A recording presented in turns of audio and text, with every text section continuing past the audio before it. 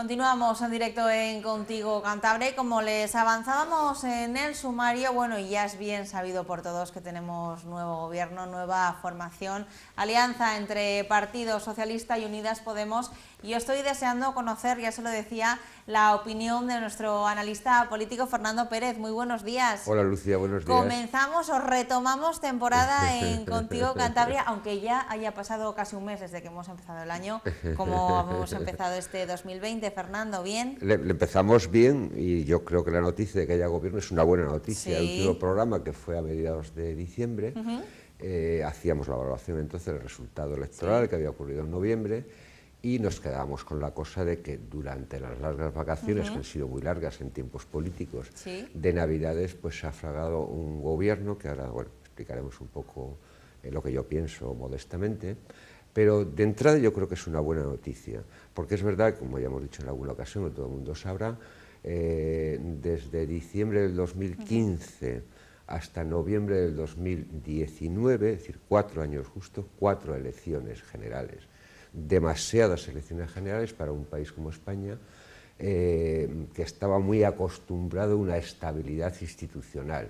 Ganaba el PSOE, ganaba el PP, uno estaba en el gobierno, estaba en la oposición, pero estaba garantizada la estabilidad. Incluso cuando no hubiera mayorías absolutas, como son muchos de los casos, se fraguaban alianzas parlamentarias que hacían que los gobiernos tuvieran esa previsibilidad de durabilidad, ¿no? 4 años, 4 elecciones es mucho, y simplemente por dar un dato que a veces la gente no lo conoce, de los 4 años casi 2 con gobiernos en funciones. No hay que olvidar que Rajoy se presenta en el 2015 en diciembre, pero no es elegido hasta noviembre del 2016. Pasan ahí 10 meses. Pedro Sánchez queda en funciones en marzo del 2019 y no es presidente hasta estos primeros días de 2020. La suma de esos meses te llevan que de 4 años, casi 2 años con gobiernos en funciones. Mala cosa para España, en un mundo que se mueve a una velocidad de vértigo, en cualquier ámbito, desde el punto de vista político, desde el punto de vista económico, la velocidad de cambio es una velocidad que es, digamos, muy rápida, ¿no? Y España como que ha estado durante estos 4 años mirándose un poco, por utilizar un lenguaje mirándonos al ombligo. Muchas elecciones, porque hablamos de elecciones generales, pero ha habido elecciones municipales, ha habido elecciones europeas, ha habido elecciones generales, por no hablar de otras elecciones parciales, Cataluña, etcétera, ¿no? Demasiado tiempo. Yo espero que este gobierno, que es el primero que hay en coalición desde... ¿Qué te parece, Fernando, a ti este nuevo gobierno que se ha formado, esta alianza entre Unidas Podemos y Partido Socialista? Bueno, es conocido que no es la alianza gubernamental que a mí más me gusta. Yo apoyé de manera decidida, y las cosas yo creo que habrían ido mejor para España, el pacto que en marzo del 16 llega el PSOE con Ciudadanos, con 200 medidas, que, por cierto, muchas de esas 200 medidas va hoy en el acuerdo programático entre el PSOE y Podemos. Pero bueno, quiere decir que el resultado, yo creo que ha habido, lo he dicho en alguna ocasión en este programa, una mala decisión del PSOE de ir a unas segundas elecciones. Yo creo que se tenía que haber llegado a un acuerdo de gobierno, incluido con Podemos, en julio o en septiembre, que es cuando hubo 2 sesiones de investidura en el Congreso de los Diputados. A mí me da la impresión de que la dirección del PSOE actual no calculó bien qué podría ocurrir, y lo cierto es que al final se ha llegado a un acuerdo de coalición con Podemos en una, en mi opinión, desventaja con respecto a los resultados de abril. Yo creo que fueron mucho más contundentes los resultados de abril que los resultados de noviembre. Entonces yo creo que no es tanto un problema de que sea un gobierno de coalición, lo he explicado en alguna ocasión, de los 27 países de la Unión Europea, en torno a 20 son de gobiernos de coalición, porque, digamos, el bipartidismo no se ha roto solamente en España, sino en el conjunto de la Unión Europea. La aparición de nuevos partidos no es un fenómeno propio de España, sino que es un fenómeno de todas partes, ¿no? La inmensa mayoría de los gobiernos son gobiernos de coalición, y en principio no tiene que ser ni bueno ni malo. Yo llamaría más la atención sobre la fragilidad, digamos, parlamentaria que apoya a ese gobierno. La suma de PSOE y de Podemos son 155 escaños, hasta 176 son muchos los escaños que faltan, no solamente para elegir al presidente del gobierno, como hemos visto, de las dificultades, sino sobre todo para hacer política cada día, ¿no?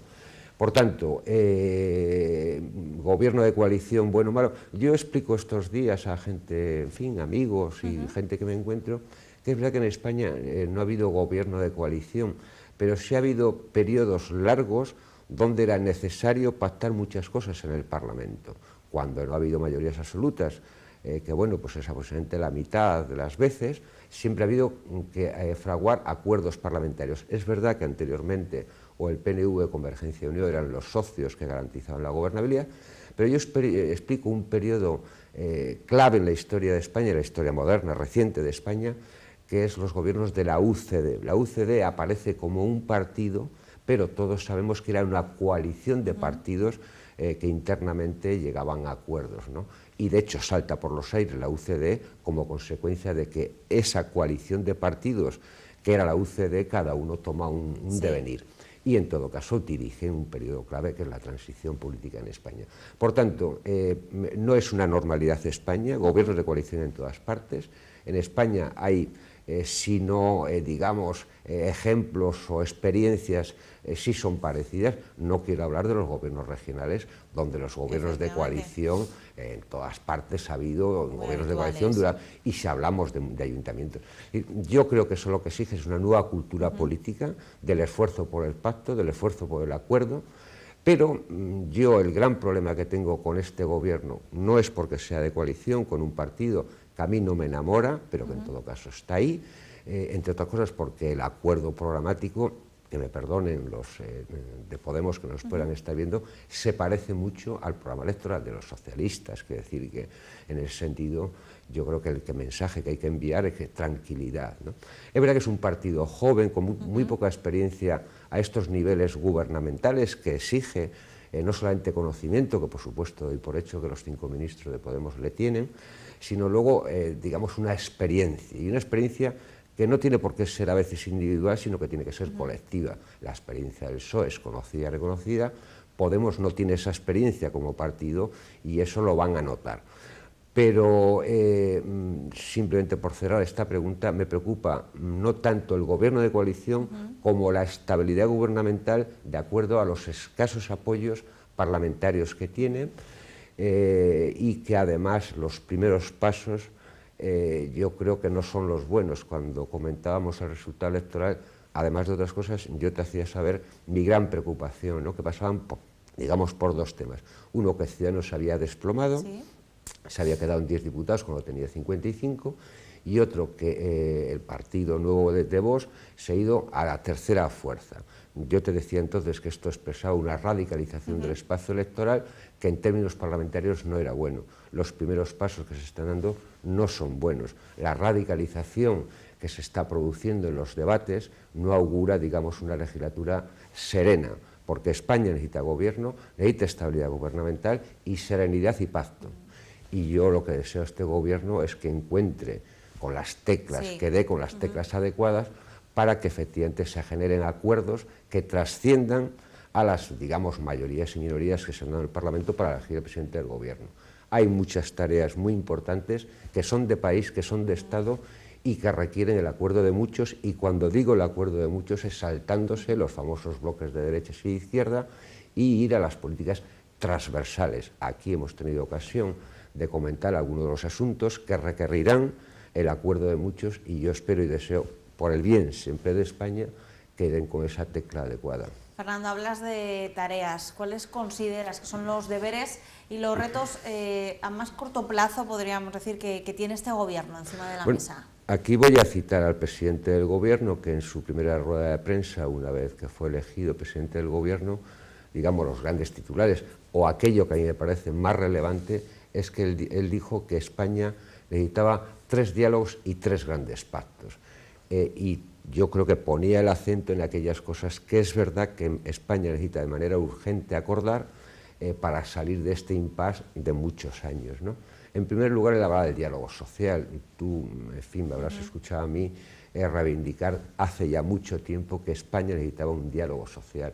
La manera de superar la desigualdad que la larga crisis ha traído necesita diálogo social. ¿Esto qué quiere decir? que los sindicatos y que las organizaciones empresariales, entre ellos y con el gobierno y con otras fuerzas políticas, hagan frente a esa necesidad que yo creo que es absolutamente necesaria. Eso lo decía el presidente del gobierno y yo estoy totalmente de acuerdo. Eso implica, en mi opinión, sobre todo dos cosas, o una sobre todo, ¿no?, que es un pacto de rentas y algunas otras cosas. El presidente del gobierno hablaba de un segundo diálogo o pacto, ¿no?, que era el territorial. Y España es verdad que está en un proceso con dificultades de encaje territorial, algunos, digamos, ya que vienen de lejos y otros que son más recientes, como el tema catalán, al que hemos dedicado más de un programa, y espero que sigamos dedicando programas en la idea de que se vislumbre que efectivamente pueda haber algún tipo de solución a un problema que es grave no solamente para Cataluña, sino para España. Por tanto, ese diálogo territorial, que ni siquiera empiece ya clava con Cataluña, sino que es absolutamente imprescindible que se vaya a un nuevo modelo de financiación autonómica. Desde el 2008, que es el último modelo de financiación, lleva prorrogado desde el 2013, porque la vigencia de los acuerdos de financiación son para 5 años. Demasiado tiempo en una situación muy precaria para las comunidades autónomas, porque no hay que olvidar, yo siempre digo, que las comunidades autónomas soportan el gasto del estado del bienestar, que como todo el mundo sabe, es sanidad, es educación y servicios sociales, incluyendo en servicios sociales dependencia. Y el tercer pacto es el tema de las pensiones, quiere decir, es verdad que estamos en una situación de cierta precariedad con respecto del sostenimiento de las pensiones. No es ningún mensaje alarmista, porque afortunadamente los presupuestos, aunque dependen de la caja de la Seguridad Social, el presupuesto de España avala el sostenimiento. Pero es verdad que la pérdida de capacidad o de poder adquisitivo de las pensiones necesita ser reformado. Y eso nuevamente requiere un pacto de todos, que es el Pacto de Toledo, que afortunadamente desde el 96 está funcionando bastante bien en España, pero es verdad que hemos pasado de tener un fondo de reserva de 60.000 millones de euros a tener 3.000 o 4.000. Entonces, es verdad que yo creo que esos serían los tres grandes retos, por hablar, digamos, de los más inmediatos, los más urgentes, y evidentemente fuera de esto y de manera fundamental, y ya que hay en los presupuestos de 2018, España tiene prorrogados los presupuestos y es absolutamente imprescindible encarar nuevas conversaciones con los actores que le han hecho presidente, pero también con otros, con Ciudadanos y con el PP fundamentalmente, para dotar al país de un instrumento absolutamente imprescindible para hacer política, que son los presupuestos generales del Estado. Estos serían estos tres diálogos que dice el presidente, y yo aportaría, y evidentemente, digamos, detrás de esa propuesta que él hace, él sabía que es absolutamente imprescindible tener un nuevo presupuesto para España. Antes comentábamos a los telespectadores que el programa efectivamente ha tenido unas semanas de parón, pero otra cosa que no para es la actualidad, Fernando. Y no tenemos demasiado tiempo, pero sí que me encantaría conocer tu opinión sobre otro de los asuntos de actualidad de los que más se ha hablado en estas últimas semanas, previo precisamente a la formación de este nuevo gobierno, y fue la crisis que vivió el Partido Socialista y el Partido Regionalista de Cantabria. Sí, efectivamente, estas Navidades también ha tenido, digamos, una versión cántabra, digamos, de las posiciones que se expresan en el Parlamento de España, ¿no? Como consecuencia de las elecciones de abril, el PRC, por primera vez en su historia, accede con un diputado a Cortes Generales, José María Mazón, ¿no? En ese periodo que va desde abril y hasta noviembre, que son las segundas elecciones, el comportamiento del Partido Regionalista es de un apoyo total a las posiciones, digamos, de Pedro Sánchez y del PSOE. En las dos sesiones de investidura que se producen en el Congreso de los Diputados en julio y en septiembre, José María Mazón es el diputado que, sumado a los 123 del PSOE, apoyaba a eso, ¿no? En las elecciones de noviembre, y como consecuencia de esta fragmentación que se ha producido, se produce en el seno del PRC, digamos, una discusión que ellos lo manifiestan en términos de preocupación con respecto del acuerdo necesario que el PSOE ha tenido que hacer con Esquerra Republicana por no aparecer en ese documento que es público y que es conocido, la palabra Constitución.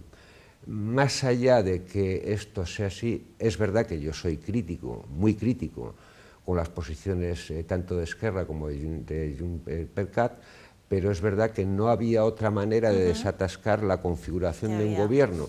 Entonces es verdad que es un documento ambiguo, y cuando digo ambiguo, pero claro, a mí en fin, me preocupa y a veces incluso me cabrea que algunos contrincantes políticos, vale para Ciudadanos, el PP, Vox y también el PRC ahora, nos señalen a los socialistas como dudosos de defender desde luego la legalidad y desde luego y por encima de todo la Constitución.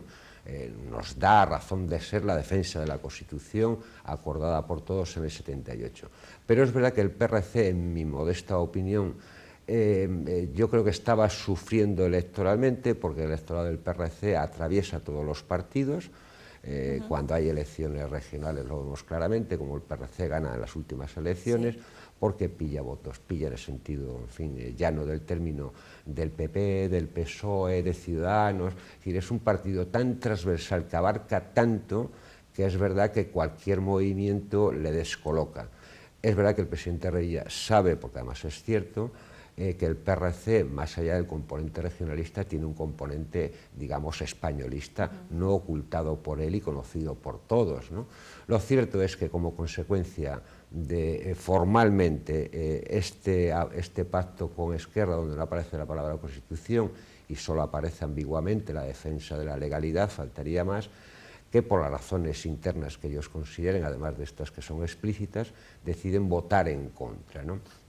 Esto de manera inmediata tiene una respuesta en Cantabria, y es que los socialistas dicen que rompen el acuerdo, porque el acuerdo al que llegan en junio, yo creo que no queda claramente establecido si es un acuerdo solo para configurar un gobierno regional o eso lleva parejo la votación favorable, que en aquellos momentos estaba clara, pero que en estos momentos, digamos, de incertidumbre, el PRC ha tomado la decisión de votar en contra de la elección del presidente del gobierno. Han pasado un par de semanas donde a mí la impresión que me da es que el PSOE ha perdido cierta credibilidad con respecto del socio del PRC y que el PRC ha mejorado las posiciones. Unas posiciones que ya estaban devaluadas desde el pacto de junio y que ahora, en mi opinión, que no tengo por qué, en fin, tener la seguridad de que sea así, los socialistas hemos perdido algo de credibilidad y los regionalistas, porque es verdad que la ola antiindependentistas, que tiene mucho de cierto y a veces de exageración, y habría que discernir entre ambas cosas, hace que la gente contra RC todo sirva, ¿no?, desde el punto de vista de fuera de Cataluña, ¿no? Lo cierto es verdad que el arte de la política, cuando tienes tareas de gobernar, es tomar decisiones a veces incluso a sabiendas de que electoralmente te puede penalizar. Aquellos partidos que toman decisiones solamente al pairo de encuestas no son buenos, en mi opinión, partidos para dirigir un país, porque a veces hay que tomar decisiones que electoralmente no están bien vistas, pero que son necesarias para el país. Vaya por delante aquello que tuvo que hacer Zapatero en el 2010, cuando en plena crisis tuvo que tomar decisiones muy duras porque consideraba que para su país había que tomarlas o tomarlas, más allá, que luego lo vimos, del coste electoral que esto tuviera. Afortunadamente han renegociado un nuevo pacto que incluye que a partir de ahí yo creo que los regionalistas, el escaño que tiene el Congreso de los Diputados, va a entrar en la senda de acordar con el PSOE en un asunto, como decíamos antes, tan importante como aprobar los presupuestos generales del Estado. Eso, entre otras cosas, es lo que compone esta adenda al acuerdo de junio y que parece que hace que las aguas vuelvan un poco a su, digamos, a su cauce, ¿no? Pero veremos, a ver, habrá sobresaltos en España, habrá sobresaltos en Cantabria y por tanto habrá que agarrarse bien al asiento, pero siempre, siempre, siempre deseando que a Cantabria y a España les vaya bien con ambos gobiernos, con el de España y con el de Cantabria. Bueno, pues sin duda de todo y de otras muchas cosas continuaremos hablando en esta segunda parte de la temporada con el analista político Fernando Pérez. Fernando, muchísimas gracias. Gracias a ti, Lucía. Y además ya adelantamos a todos los telespectadores que volverá esta misma semana a charlar sobre la Feria Internacional de Turismo y lo que supone para Cantabria, y también hablaremos de, bueno, de hostelería, de muchas cosas. Fernando, muchísimas gracias. Encantado, muy bien, Lucía. Hacemos una breve pausa y estamos de vuelta.